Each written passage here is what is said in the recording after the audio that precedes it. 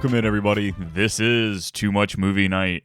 Follow along while we go back in time through our favorite movie night movies and see how well they hold up. I'm one of your three co-hosts, Brian. Beside me, I've got JJ and Steve. Together each week, we'll spin our wheel to see which movie we'll be viewing. At the end of the pod, we'll rate our movie on our Too Much meter. We'll keep track of which movies hold up to be the best movie night movies. Thanks for listening in, and give us a follow to keep up with our weekly episodes. So like I said, my first introduction to this movie was just a couple weeks ago. I've always known about this, huge fan of the Ocean's trilogy, so I definitely wanted to check it out. Some huge names in this movie that I was down to see, but I just never got around to it. COVID hit, and I just had not enough time on my hands, I just didn't check this movie out again. So I don't know. Yeah. But I thoroughly I enjoyed it, so that's kind of why I was excited to get it loaded up in here.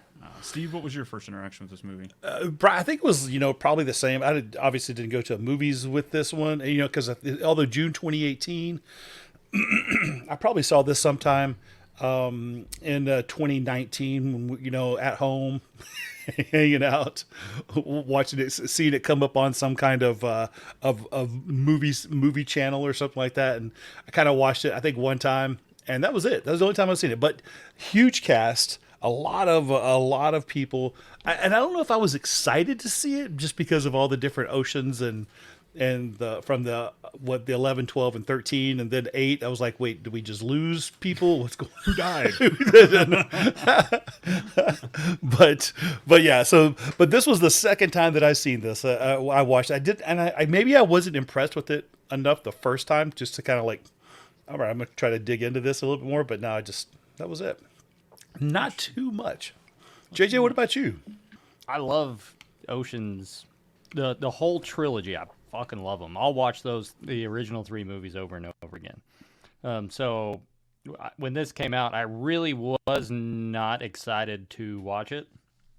I've never really been a big fan of like the whole new Hollywood remake thing that's coming out. So actually getting to watch it and see how it compared to the movies was pretty interesting, And I was pleasantly surprised after it was all said and done. I'll say. So that. would y'all consider this as like sort of the remake with the same thing they were doing with like all female cast for like the Ghostbusters? Yeah, that's the one that comes to. Yeah, a lot of the Ghostbusters is the one that really comes to mind. But there have been a couple of them that like to kind of remake, I think, or just to add a more female cast to it. So. I do. I kind of think that, and I'm not trying to dog on anything. Like I definitely agree that women, need to have more roles and need to have stronger presence in Hollywood, and I'm 100% behind that. But I still have that mindset of like, hey, if it ain't fixed, don't broke it. Wait, if it ain't broke, don't fix it. One of those. If it ain't fixed, don't broke it. Yeah, we're going to go with that one. I like that one. And if you want your JJ t-shirts at toomuchindustries.com, get your Don't Broke It, Don't Fix It, Broke It t-shirt. Broke, whatever. I can't even. Don't fix it, broke it. Okay. But Steve, you touched on this cast. We're looking at Sandra Bullock. We've got Cate Blanchett, Anne Hathaway, Mindy Kaling, Rihanna, Sarah Paulson.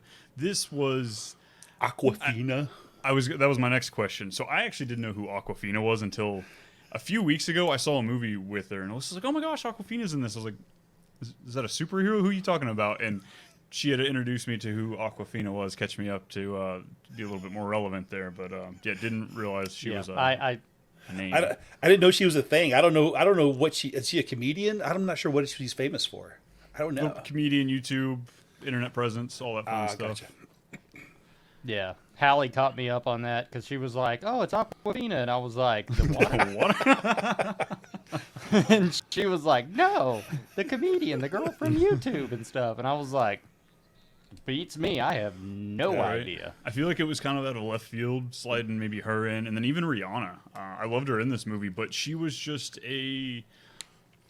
I'd be interested to kind of know where the casting of that came from. Like, was that just out of left field? Did somebody say, no, this is who I want for this? But I loved her little part in this movie. She wasn't one of those main stage characters, but she was a little grungy, just cool, laid back. She was the stoner hacker chick. I liked it. I liked it a lot. I love Rihanna. Yeah, I feel like she had more screen time than Anne Hathaway, though. But less words. It was If a lot not- of grunts. Yes. Yeah, less words, but I mean, I don't know if she had that much screen time or not. It was just kind of awkward. I think her screen time was just a little bit. Just the interactions were a little bit strange, you know. A little aqua screener. Yeah. So, her and don't forget, like, hey, Helena Bonham Carter, right? So, Yes. yeah. Rose Wheel, whatever her name is. Well, sounds like we need this trailer so we can get going. Here we Yes. Good afternoon, Miss Ocean. As you know, parole is a privilege. It's a mistake, but it happened. And if I were to be released, I would I would just want the simple life. I just want to hold down a job, make some friends, pay my bills. Even if this was possible, you'd need 20 people. 7 people, Why do you need to do this? because it's what I'm good at. How long would it take you to make 7 pieces of jewelry? 5 or 6 hours. How long if I told you you didn't have to live with your mother anymore? इसलिए तुम्हारे पास कोई पति नहीं है. Less. What's your name? Name Ball. What's your real name? 8 Ball. I'm gonna be really poor. What if we could make all this go away? Can I get my watch back, please? And hers as well? Sorry. It's okay. I am with my family. I told you not. Come in your garage.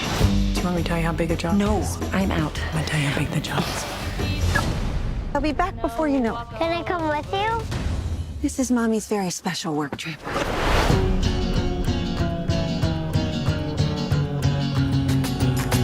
In 3.5 weeks, the Met will be hosting its annual ball.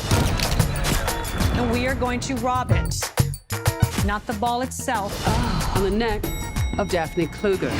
Valued at over $100 $1 million. It's 150 million, actually. Revenge. It's a twofer. Do not run a job in a job.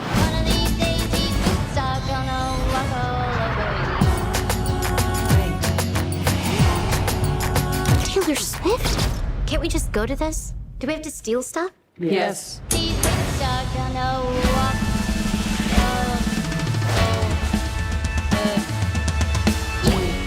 Is it genetic? Are the whole family like this? Literally.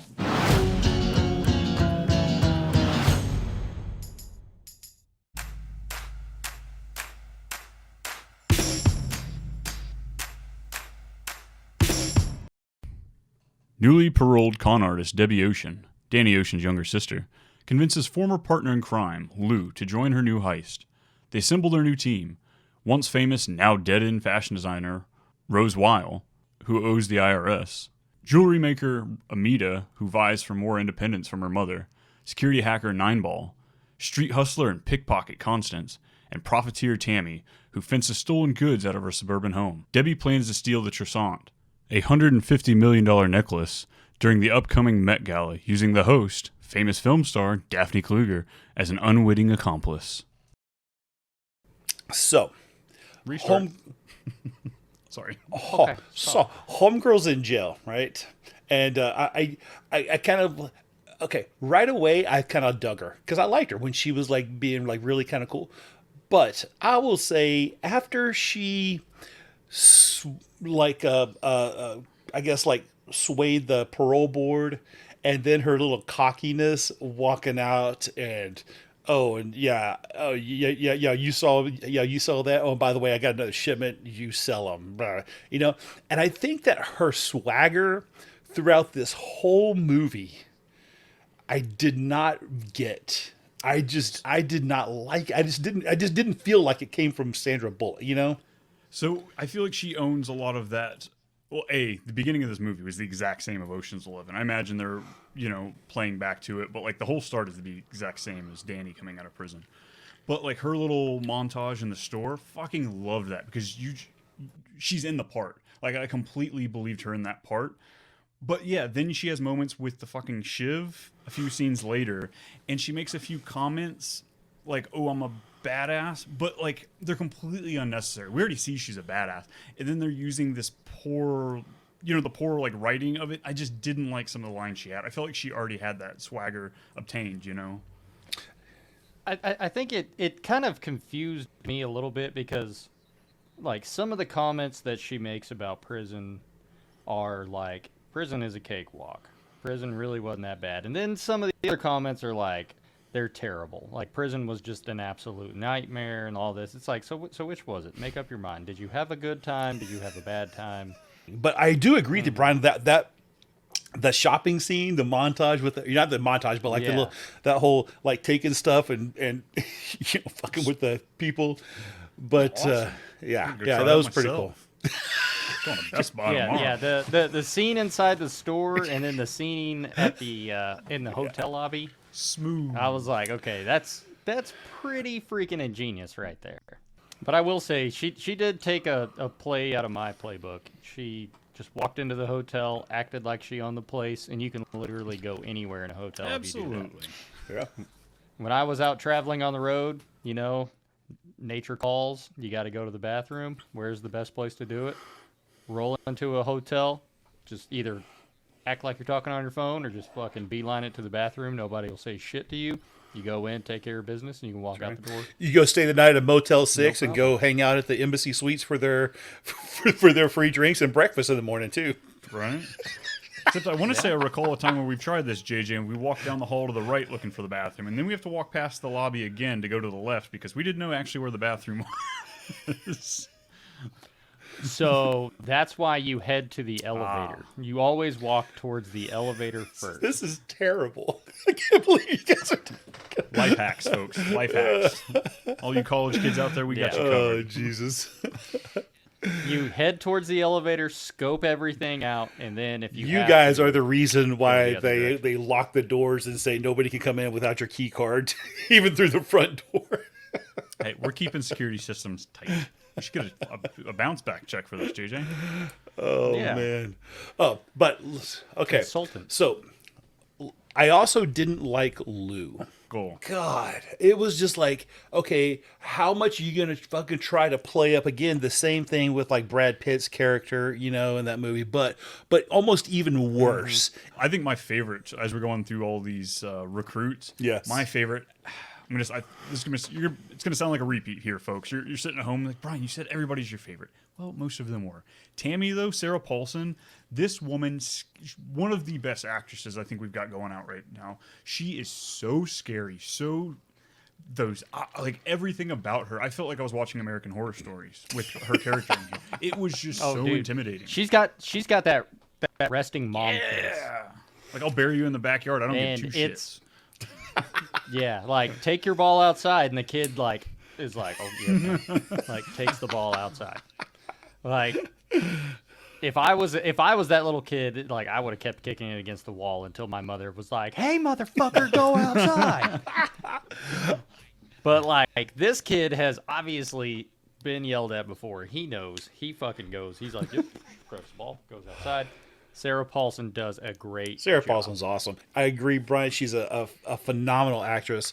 But my favorite character was definitely Daphne. Daphne, or Anne Hathaway. She was just, I think her like crying in the mirror, just just almost everything. Like she's hot, but she's so like insecure, and the whole time you're counting is like, well, there's 7. Where's the fucking 8?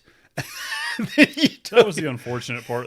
You saw that coming a mile away. Yes.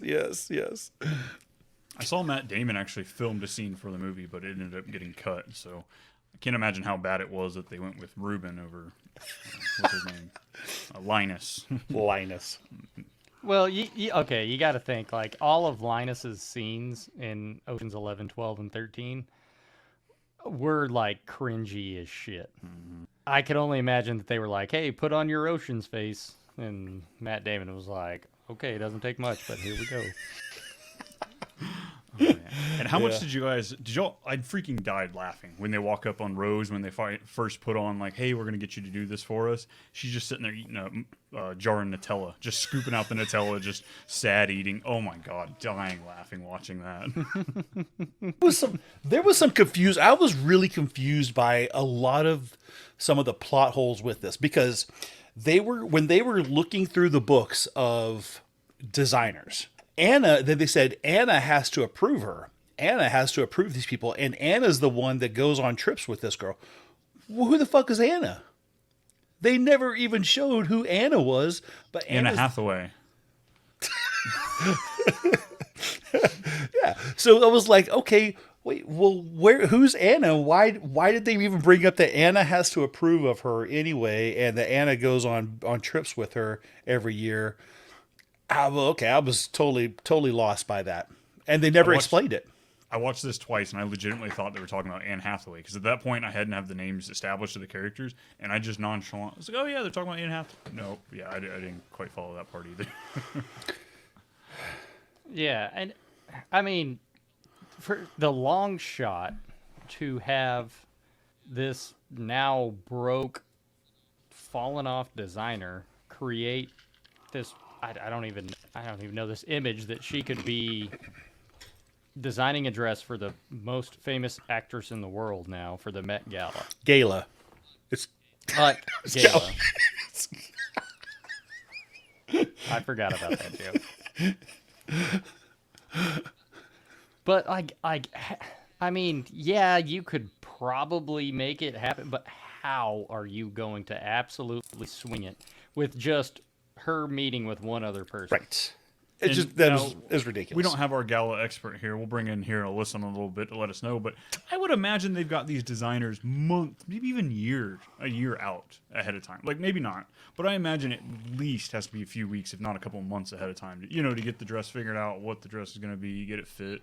Well, and even with that, like the Met is not going to have their exhibits planned out 5 years in advance. Maybe. Probably not. What their theme is, what they're going to, their 5-year plan, what their theme is going to be in 5 years. No. It just, and that bothered me too. So you go back to Ocean's 11. Danny makes it known that he's out of prison. He goes and sees Tess in the casino. And then now his sister comes back in and sees Claude at, I don't even know where she ran into him. At Claude's studio, at his art gallery. Yeah, at his art gallery. It's like, okay, if you're going to slow burn somebody and try to get them caught, I would not want them to know that I'm out of prison. Element of surprise, motherfucker. If I were him, that'd be the first thing I'd do if I get framed for something. Oh, my ex is out of prison. Go get her. Yeah. Yeah. That was the first thing she did, too. First thing she did was roll right up onto him, pull the shiv out. Didn't even go to a pawn shop to get a knife. Just pulls out the shiv. Like, that's more inconspicuous. Did they let her carry that out of prison? Or did she make that when she was out of prison? You'd think like she at the hotel. Did you see the dress? Did you see the dress she was wearing outside of prison? Dude, I thought she ain't carrying shit. I thought this was the beginning of Pretty Woman when I saw that dress at first. I was like, oh, okay, well, we got a reboot of Hallie made the comment. She goes, wait, that was the dress she wore into prison 5 years ago? Bullshit. She ain't fitting into that motherfucker. So, we should go to 2, Brian. Let's go to 2. The team manipulates Daphne into hiring Rose and convinces Cartier to loan her the Trisant. Rose and Amita go to digitally scan the necklace to manufacture a cubic zirconia replica. Nineball works on creating a blind spot on the museum's security camera to move the necklace. Tammy secures a temporary coordinator position at Vogue and gains access to the gala seating plan, as well as getting Lou hired as a nutritionist for the event, while Debbie leads Daphne to invite art dealer Claude Becker, whose betrayal sent Debbie to prison in the first place, as her date. Lou confronts Debbie for planning revenge against Becker, but she reassures her that it will not jeopardize the plan. Welcome, Alyssa. Hello, hello. Hello. You guys are talking about Anne Hathaway, right? Is that her name in the movie? And her Daphne? tits. Daphne, yeah. What'd you say, Halfway in JJ? her Sugar tits. tits? Yes. I said and her tits. Allie's But like shopping right now, who? so I can say what I want. Who is she equivalent to? Hercules. And celebrities. That's what I was trying to figure out because they did involve real celebrities. And the Met Gala is, I mean, I follow that Huge. every year. It's a big deal. Yeah. Who would she be who would they model her after? That's a good question. I would say like 1990s. No, I don't. Well, I saw Jennifer Lawrence was actually supposed to originally play that character, and then Anne Hathaway took the spot from her.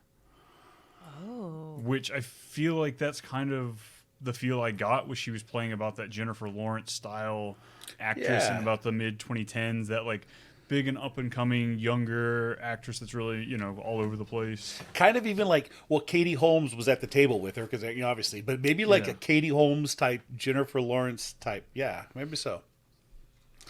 But then who would be? I don't know. I'm still kind of leaning towards like more of like a 90s Julia Roberts, like just because if you're gonna make a movie, Julia Roberts had to be in it in the 90s, Including Ocean's 11. Yeah. But I mean, that's just kind of the feel that I'm getting is. One thing that I don't understand is if she's going for broke, trying to dig herself out of a pit designer, she's hosting this show where they come see her work. And it looks like everybody's dressed as a 1960s stewardess.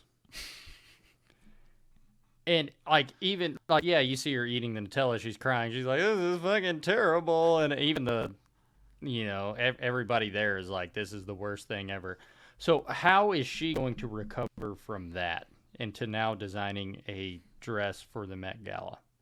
How? Because that's Everybody loves a obviously comeback. going to be. It's obviously going to be publicized though. Well, yeah, but that was the whole thing. That was the manipulation, right? When they manipulated her by bringing in Penelope, making it seem that like Penelope was going to hire her for the Met Gala. Alyssa, like, you're not an actress, nor will you ever be. But if you, I had to throw a jab in there.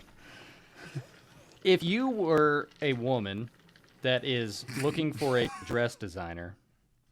It's a bad pause, JJ. Because I am a you woman. Going, yeah, I know. If I was looking for a dress designer.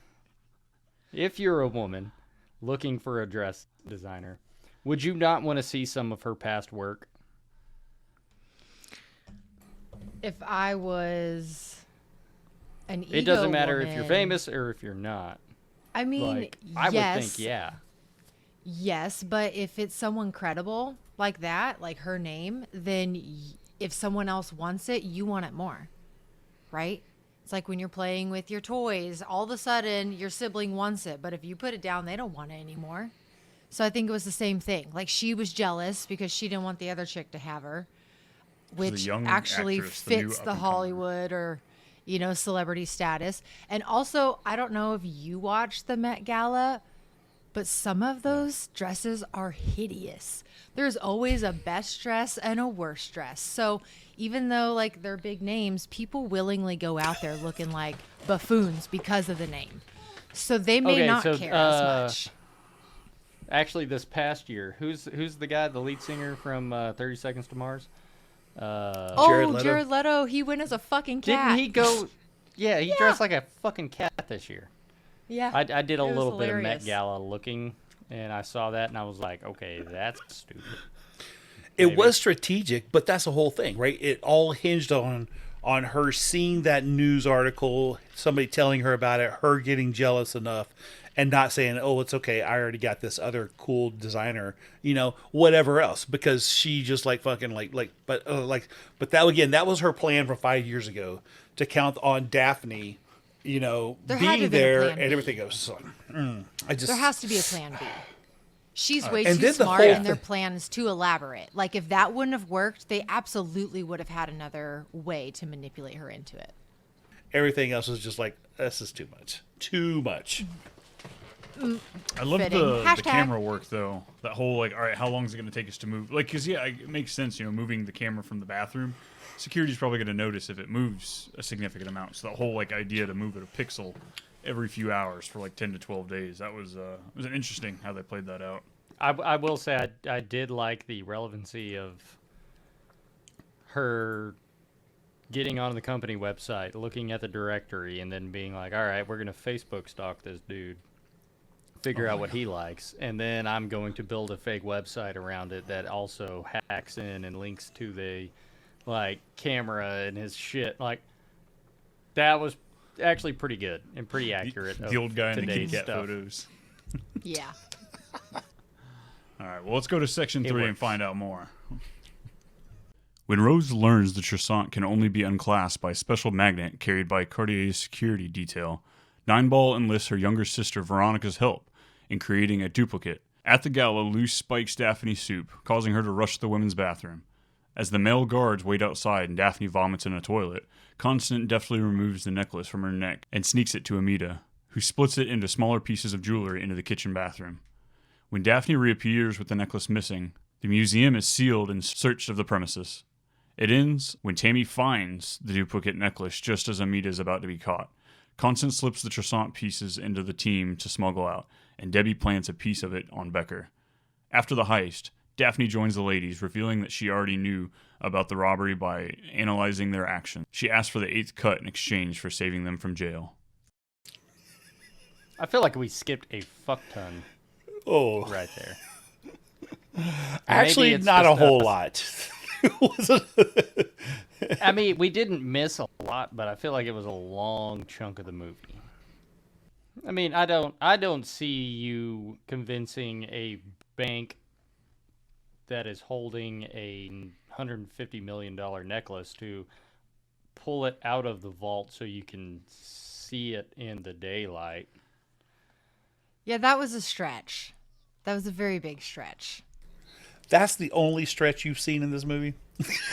I came in late, and I can already feel the vibe that these two do not like it. So, okay. I liked the little magnet scene, like the special magnet. One, because I like fun jewelry stuff, and I love secret things and knickknacks, and so that to me was cool. But it was also a curveball that they weren't expecting. And was that the first curveball that came in on their plan? I think it was. That was the main one that was really throwing them off. That was, but when they 3D scanned the necklace and reprinted it, didn't they be like, this clasp is weird. It's like, something's wrong with this little clasp, and we can't take it off. But, yeah, so. Was that on there to begin with? Yes. Or did they fit the magnet on afterwards? Because it's been sitting in the vault unseen, unsound since, who was it? I didn't say, no, they just hadn't brought it out for 50 years, right? It doesn't mean that they didn't put this other, maybe it had that magnet clasp on it before. I don't know. But why would you put a magnet clasp on there for something that hasn't been worn for 50 years? Like, you just see the outside. You don't know. And is it Cartier? I don't remember what the movie said. Cartier, they're known for having a like inconspicuous way of putting on their jewelry. Like their famous bangles. You screw them on. There's not really like a clasp. So that wasn't surprising. Is that actually a real jewelry company? Yeah, Cartier is a real. I liked all the cameos. Like as we get to the Met, like I liked the cameos. We got like Serena in there. We got Heidi Klum in there. We got so many big names. And I guess actually that scene that we see Heidi where Debbie is speaking German. I guess she actually grew up in Germany for a good portion of her life. So that German was Debbie's speaking German. It said she was speaking German. Yes. Yeah. And but yeah. I don't watch with subtitles. I'm sorry. And again, was this all part of her plan that she thought up in solitary confinement in prison, which is where she said that she thought of this plan? I think she said it a few times. Why are you held up on that? I can't get over it. You formed strategy on a board game that was created in 3 minutes before we played. She about comes from a Candyland? family. Yeah. This is their fucking skill. This is their game. This is their livelihood. And she's sitting there alone with nothing what to do. I'm just saying, like, you can focus on what you can do and hopefully influence the game. You know, so that's how, like, they just get one person in there. And then they use that one person to manipulate their way into another thing. You know, and yes, it's a dance. And it's a very delicate dance, but they made it happen. In the words of Bear Grylls, improvise, adapt, and overcome. Damn it. It's from our last get that movie. tattoo. No. Another JJ t-shirt coming at you, folks. No, but like going to the interview section, like they are interviewing for what magazine is it? Vogue. Vogue. So first off, I didn't know that Vogue put on the Met Gala. I didn't know. Does Vogue put on the Met Gala? Fuck if I know. It's Anna, what's her last name? I don't remember. But yes, it's her. She runs Vogue. Is that the Anna they're talking about? The Anna who has to approve everybody?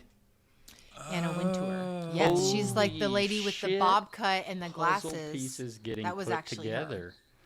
So Anna has to approve everybody that goes there. So she approved Rose. So Anna hangs out with Rose. Anna of Vogue hangs out with Rose. Okay. Well, we couldn't figure that out earlier. Who was Anna? We thought it was Anne Hathaway. She's been the editor-in-chief at Vogue since 1988. And this year at the Met Gala, she brought a boyfriend who is a celebrity. It was a big deal. Yes. But that was cool, too. Like, you guys may not have noticed that, but that was really her in the movie. And that was awesome that they were able to pull real celebrities. I like that little crossover. It makes it feel like it just fits.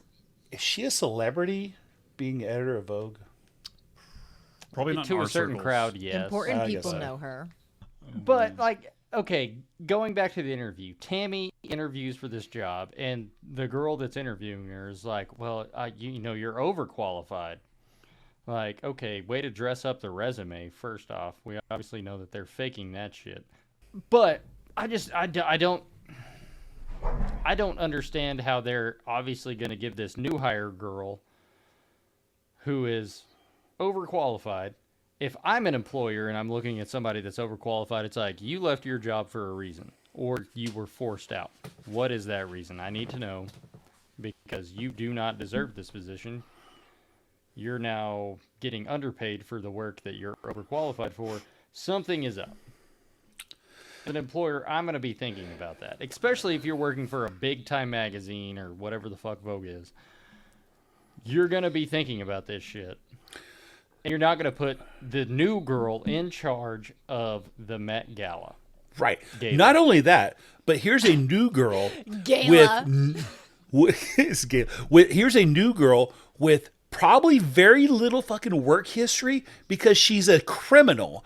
Well, they're obviously not verifying the wait staff either. Constance right. gets hired. Yeah. And a street hustler card Monty, but we'll just bring anybody into the Met Gala to let them serve all the celebrities, whoever the fuck they are.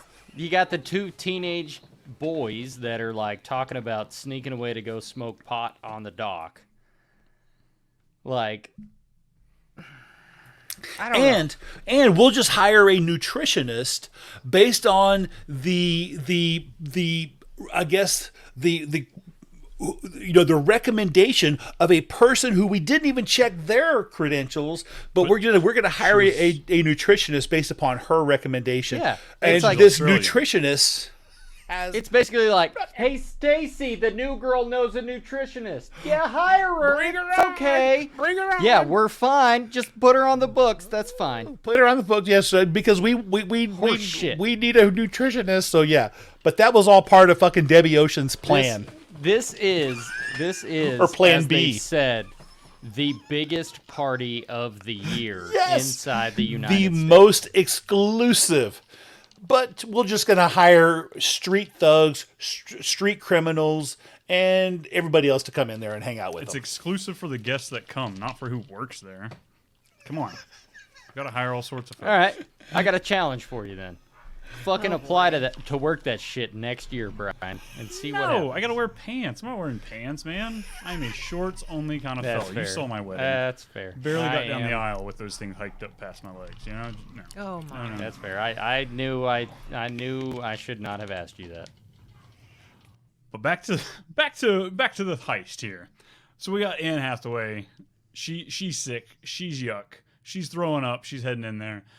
I enjoyed Awkwafina slipping the neck off, them keeping the guys out of the women's restroom. And I don't want to give Steve any more fuel here, but yeah, they were relying a lot on just the fact that this busboy isn't observant. Like, not the fact that he's looking down at the plates, but you're telling me he's not going to notice a few diamonds sticking out from underneath the plates? Like, that lady, they had to be quick about getting him back there. And then, what's her name? Amita.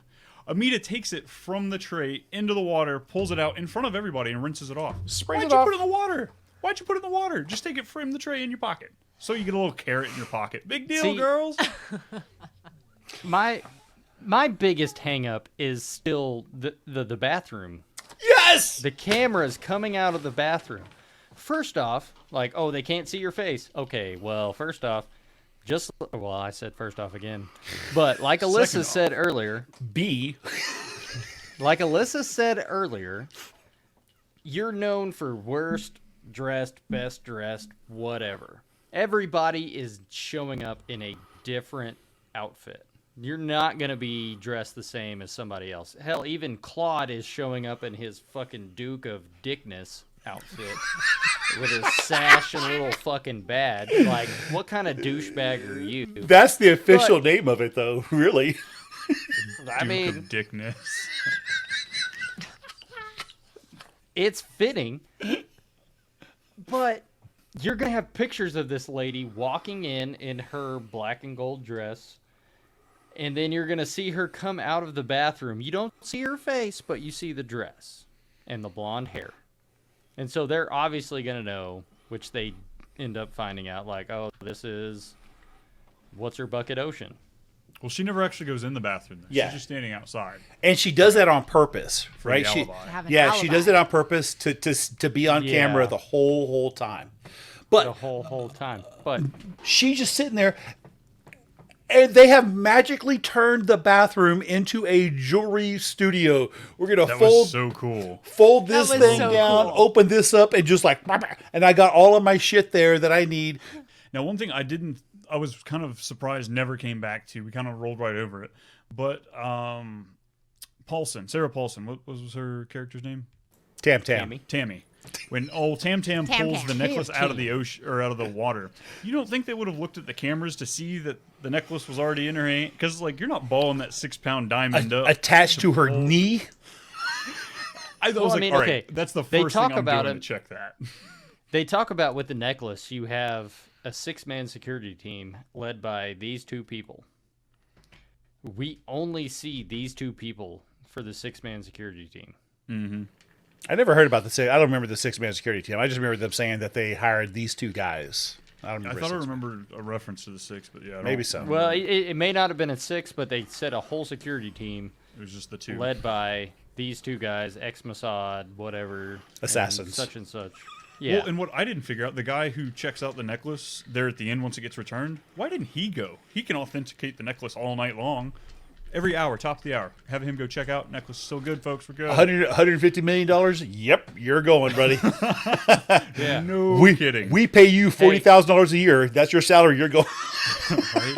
Well, it's like, hey, I hope you're enjoying your appetizer, but I just need to take a quick peek and inspect it. Yep, we're good to go. Right. And if you got to go to the bathroom, we're taking the necklace off. We're holding it. You go. You come right back, and we'll put it back on. I'm just saying. I feel like there should have been a little bit more rules as far as like the necklace does not go out of our sight. But in all honesty, if I am the owner of this necklace and I'm leasing it out to somebody or lending it out to somebody to wear for one night of soiree, frivolity, no, I am going to make a fake necklace and let them wear it and keep the real one in the vault. Word. What's the difference? What's the difference? Right. oh. Well, let's go to 4 and find out what happens next. When the fake necklace is returned, the switch is discovered and insurance investigator John Fraser is assigned to investigate the claim. Having crossed paths with and sent members of the Ocean family to prison before, Fraser immediately suspects Debbie, but her careful presence on the gala's video footage gives her an unbeatable alibi. She negotiates with him to hand him the thief as well as part of the necklace. Daphne visits Becker and sends Fraser a picture of the jewel Debbie planted. To further frame him, Debbie hires actresses posing as elderly to sell parts of the Toussaint off piece by piece and deposit the money into an account in Becker's name. Becker is taken into custody. James Corbin... I fucking loved him though. He was my favorite fucking part of this movie, just because he's so like I think he's hilarious and he's so funny. Ricky Gervais instead. Give me somebody a little bit older who looks like he's been doing it, but we can keep the accent. I'm cool with that. Having been recently born into the world of diamonds, I've now learned that most diamonds are JJ Cartier are micro stamped or laser engraved with serial numbers. Nowadays, maybe. Yeah, nowadays they are. So were these diamonds engraved? Probably not, because they said these were like decades and decades years old. So I imagine. Exactly. So these old ladies go and sell these diamonds at auction. How do they specifically nail down? I guess I didn't. They didn't sell them at auction. Go ahead, bro. Yeah, I feel like they were just using money. I don't feel like they actually even sold anything. I feel like they were just there as a plant to move money into his account to make it look like they were. I doubt they probably even were a part of the selling of the diamonds, so it didn't trace back to Debbie. I bet that was a whole different step in her They mind. did sell them because they were selling them to those diamond brokers who were like, because they were telling these elaborate stories. That's why they were like interviewing or like going through old actresses, right? Because they wanted this person to, hey, you sell it to this broker, you sell your story and this diamond to this broker, and then we're going to take that money, we're going to give you a little bit, we're going to put it up, whatever it is, right? But so they did sell the diamonds, but they didn't auction them, right? They weren't auctioned, they were just selling them directly to a diamond broker or something. That's where Tammy the Fence comes in. But I mean, like, how is the insurance investigator going to get paid out if he doesn't get all of the necklace back, all That's the his parts problem. and pieces, just like y'all were saying? And we don't have all of the necklace. All the old ladies didn't give up parts of the diamonds, or the diamonds weren't necessarily. Well, think about traded. this. Think about this, How do you JJ. trace the diamonds? JJ, though? I feel I feel you getting I mean for James Corbin, John Fraser, right? I feel your pain, Fraser, yes. right? But he recovered at least $85 million of the $150 million. So That's over half.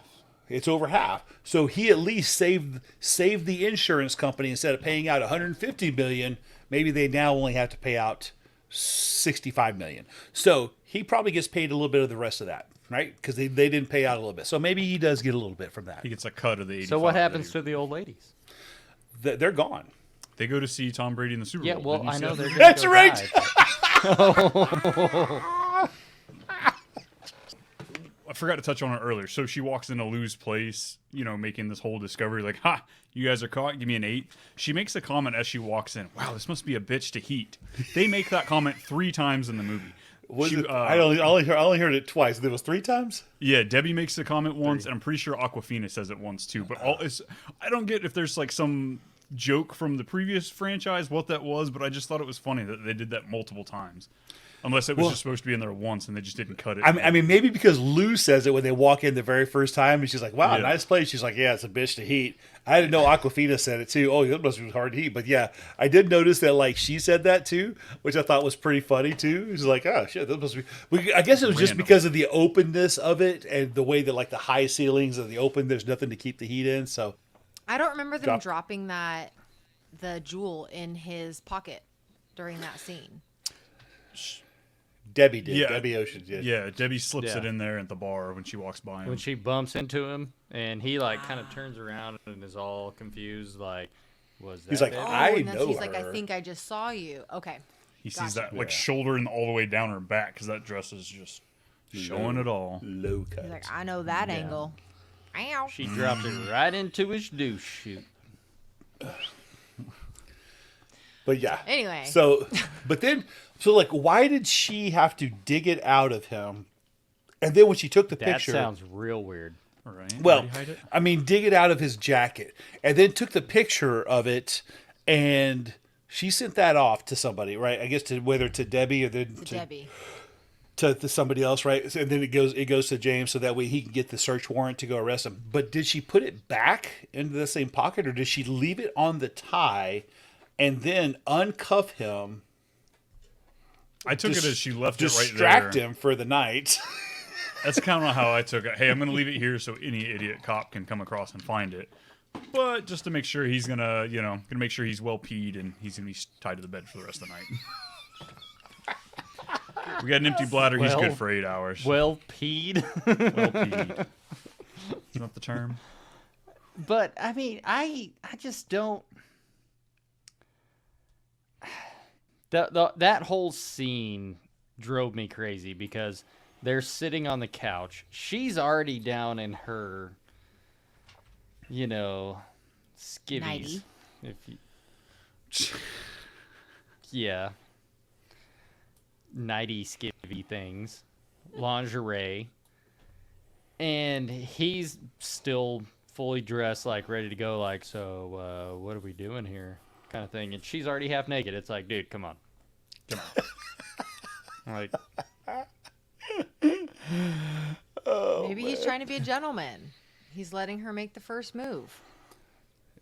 So she's already making the first move. She's half naked in his house. This is a different. That's like population, second as base. You stated earlier. I mean, you like go forward. You see the scene where they're like, "Were you ever alone with him at any time in the gala?" And they're somehow not on camera, pressed against the wall, with no security guards around. Where the fuck are the security guards? The necklace is there, and they're raw dogging in the gala. We don't ever fucking hear anything about that. And 5. As the 8 celebrate their success, Lou reveals the heist's true target. While the gala was being evacuated, she and the amazing Yen, the acrobat who worked with Danny, replaced the display of royal jewels loaned by European royal families with replicas assembled by Amida, escaping with gems even more valuable than the Trisant. With their payouts from the score much longer than previously promised, each member of the team goes their separate ways. Amida travels to Paris with a man she met on Tinder. Rose pays off her debts and opens her own store. Constance buys a special loft in the city and becomes a YouTuber. Tammy expands her business in stolen goods. Nineball opens a pool hall. Daphne becomes a film director. Lou takes her motorcycle on a cross-country road trip, and Debbie mixes and enjoys a martini at Danny's grave, knowing he would be proud of her. So why isn't this Ocean's 9? The amazing Yen deserves a spot in this movie. Yes, because without Yen, they wouldn't have shit. Well, because they sold off all the stuff, right? So here's the whole thing. Another thing, right? So Lou reveals the true target of the gala, whatever else, all this stuff. But then it was interesting because Lou says, well, I decided to call an old friend. So wait, she just happened to call an old friend. So Lou knows Yen from her heist with Danny that she was involved with. Or with Debbie. She knows Debbie, and Debbie's linked in there. But did they ever work with Yen in anything? As far as we know, Probably. No. Probably. With what? They weren't involved in any of the Oceans. How can you say no? How do you know that? I can say yes just as much as you can say no because we don't know. Oceans 11, 12, or 13? Quit bringing that up, Steve. Yeah, let it die. God. There was also 12 years that happened between Oceans 13 and Oceans 8. So 12 years? Yep. No way. Oh, I'm sorry. Lou's a badass. Yeah, 12 years. Look at her driving that motorcycle in her pantsuit. Like, she totally knows him. She's totally been on jobs with them. So Lou Do we know calls how an she old knows friend. Debbie? We think that they're lesbian lovers. Jeez Louise. Do we actually know the story? No, we don't. No, there is no backstory. No, and you know what, no Steve? If they would have put that in the movie, you probably would have bitched about that too. So we're just What do going to you mean? leave Why that would I up to bitched our about that? I wouldn't have bitched imagination. about that. I feel like you What would do I have. would have bitched about it? I don't know. I just like I feel like I have to defend this movie. So JJ, Alyssa and I both agreed we'd be mad for about half a second being let out of the plan, but ultimately we'd be okay with it. Steve says he doesn't want the movie because he just wants to know how the plan works. Where are you at on this? So, first off, I'd be doing math in my head the numbers whole time. line up. And nobody did the math. Daphne was like, wait, where the fuck is our money? Where are we going to get some money? Yeah, I mean, the math wasn't done until the end. So I'd be doing the math, be like, hey, it doesn't matter, no matter what each person's job is, like, yeah, we all have a specific take. And they're like, oh, 16 million is going into your bank account. And it's like, well, that doesn't quite add up. But also, now it's 33 million, is that what they say? 32? Yeah, something like that, yeah. Fucking wild. Like, somewhere in that, it's like, oh, yeah. Why the fuck? Okay, you already have a full team signed on for 16 million for a $150 million necklace that you're going to sell. Why would you tell anybody else about that? Because they're good, they're upstanding criminals. No, fuck that. Why would you tell anybody about that? How is anybody else going to find out about this? Well, it's where what's the saying? Maybe it's There's too much honor money among for them to thieves. hide. They're girls. The saying is, there's no honor among thieves. Yeah, I know, but it doesn't work when you say it like that. I'm just saying, like, I understand, like, the dynamic, like, oh, we're going to make this an Ocean's movie, and we're going to make it 10 times better because we stole millions more. Women power, yay. No. No. Keep that fucking money for yourself. Like, the other girls didn't really help in the heist of the, for some reason, bullshit jewelry that was protected by a moat and a couple of lasers. Right. You didn't even tell them about it. You only 4 people know about that fucking heist with Yen, Amita, and so it's like, yeah, why do we have to split that with 4 other fucking people? I think this just shows that Debbie didn't give a shit about the money. She clearly needs $45 to get through life. She's all about the heist. She's not about the reward. $45 and a dress. Look what I pulled off. Look at this Danny. And her ending scene too with like wearing, did y'all notice her at the crypt wearing the opened up bow tie? Fucking Just like undone Danny tie. Ocean? Yes. Yeah. Oh. Fucking callback there. You know what? I forgot to, through all of this, I don't like the filter that they put on Sandra Bullock's face. It's like they took a magic eraser to every like wrinkle or definition. Like sometimes you look at her and it was like everything was like that had to have been editing. Yeah. It was a Snapchat filter bad for sure. Makeup. Like, and she looks good. Like I've seen her in interviews recently. It was like my filter that I have now. Mm-hmm. Oh, are you Well, beautified? filter's trying right its now? hardest. It's not doing a good job, but it tries. It's not hard. working. Anyways, I just had to throw that in there. You might want to get a doctor to check that out. It's my skinny filter. It's not working. So you need to look at mine. Out of all of them, Tammy, she made me like, I liked her, I think, the most, just her backstory. Like, she is just this wholesome, like, proper person, or that's how she comes off. And then, like, what does she do? Rob semi trucks and then resell that shit, or in some type of shady thing going on. But you would never guess it with someone like I her. wish we could have met her husband.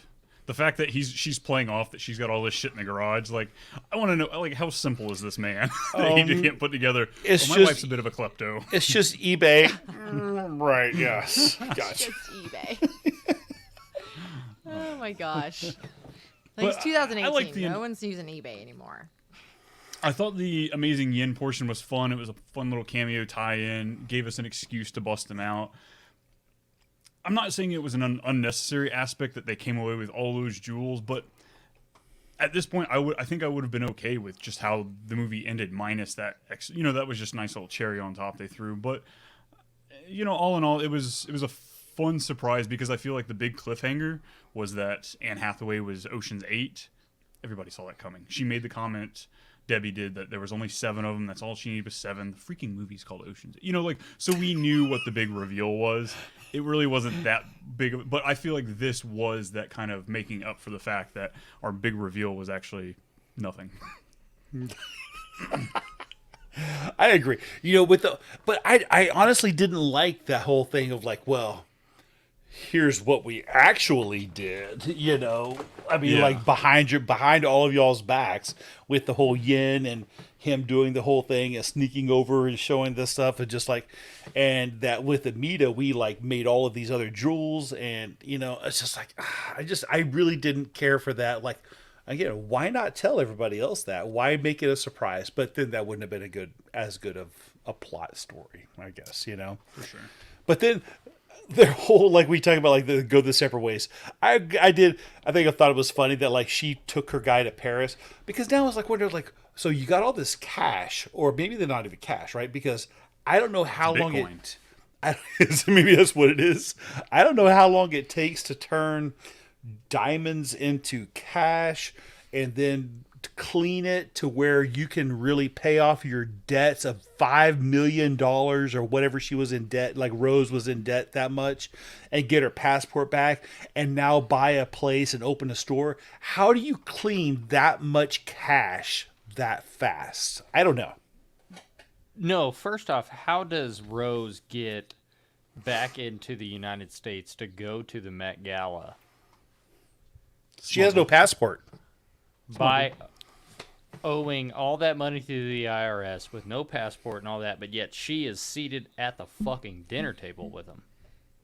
Did you see that dress? Nobody could have recognized that crazy lady. All those butterflies or flowers, whatever the hell they were. Crazy.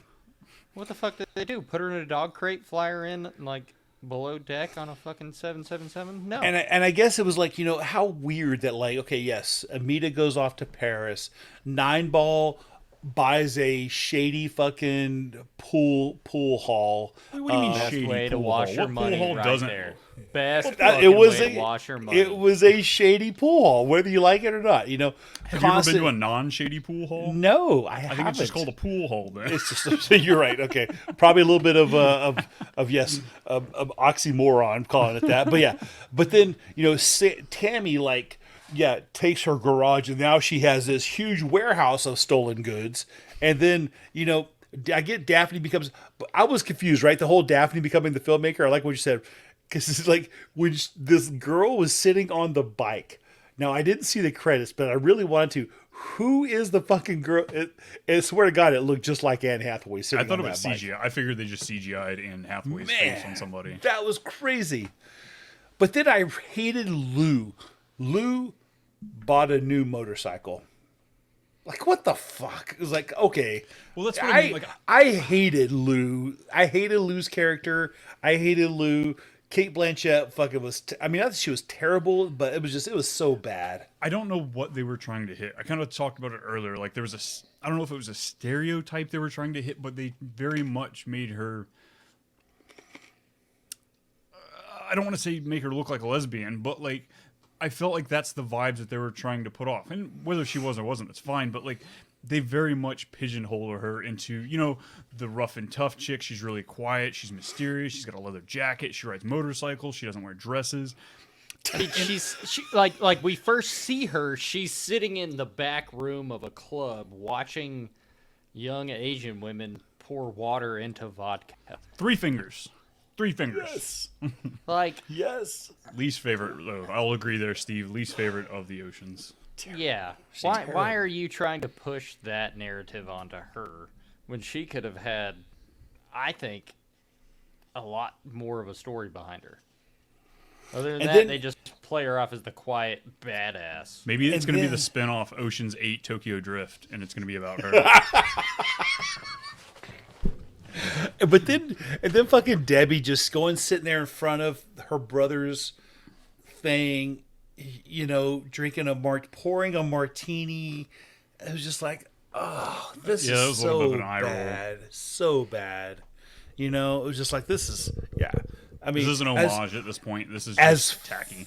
Right. As fun as this movie was, because it was a fun movie, you know, as fun as it was, for it to end like with her doing that, I was just like, bleh, come on. You know, I think I want Steve to go first on our rating tonight. Wait, JJ, what do you mean ratings?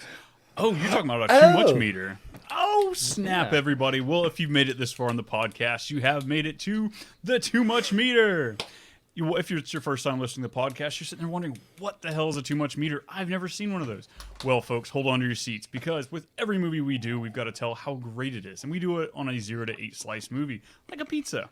You know, a 0 slice movie is going to be Handcuffed to the Bed by Anne Hathaway, but being framed for theft. And an 8 slice movie is going to be Handcuffed to the Bed with Anne Hathaway. And an 8 slice movie is going to be finding out not only did you make millions, but you doubled the millions that you officially stole. And got handcuffed to the bed by Anne Hathaway. Absolutely. Isn't that right, Alyssa? She has disappeared off camera. We're going to call that a good win. Well, I don't really know whose movie this was. I feel like it was very much of a collective, let's go for a Sandy B. Ocean's 8 movie. But Steve, JJ nominated. You want to go first? I'll go first. I'll do it. All right. Steve, what you got for us? Okay, so definitely. So again, I just said like this a while ago, like a fun movie. You know, I like Sandra Bullock, but man, I really did not like her attitude. Almost negative, bad attitude in this movie, right? But I'd rather prefer her in the opening scenes if you kept that sort of attitude the whole time. But no, she didn't. She changed, and then she was like trying to be this little tough girl, which I just didn't buy. But fun movie. It's a movie that I watched it the one time. And there's a reason why I didn't come back to it. Not that it's not a fun movie. It is fun, but it's just not a good movie at all. It's a 3-slicer. 3 slices? Sweet. JJ, Alyssa, what do y'all want to go first? Or you want to wait? I'll go next. I'll go. I don't give a fuck. Cool.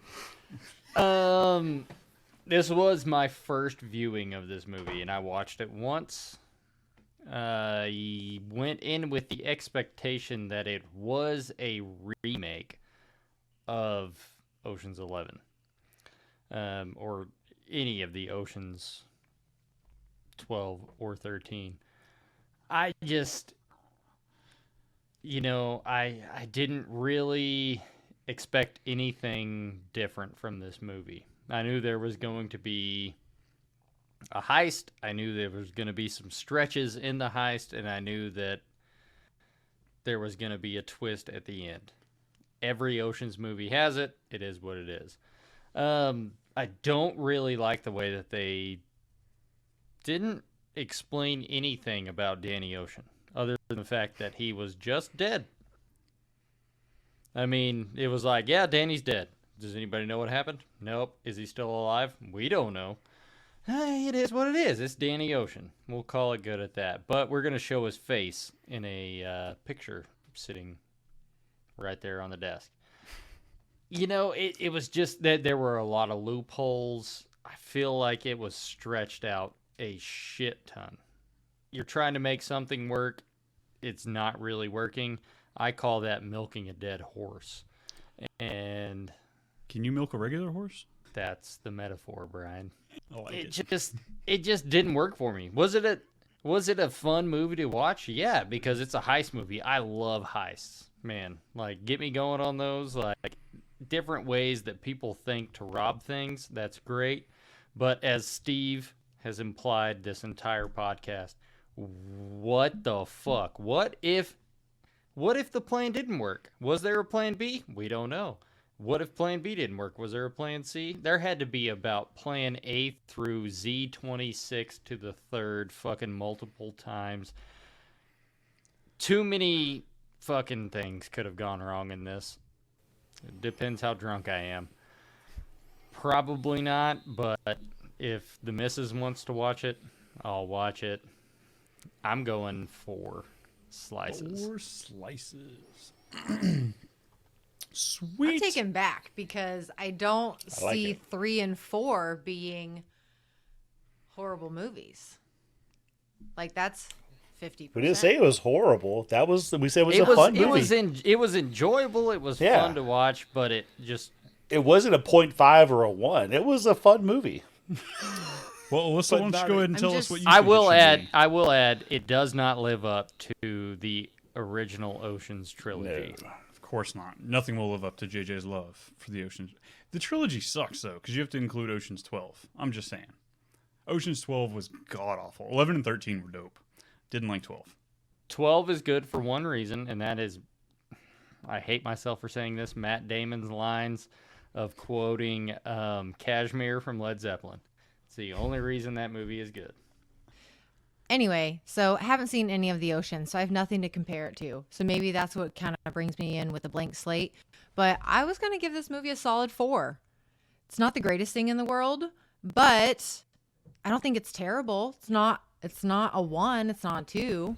I'm happy with it being at a 4 for me. Yeah, that's an average score. I dig it. I like it. I think it's fair. Very fair.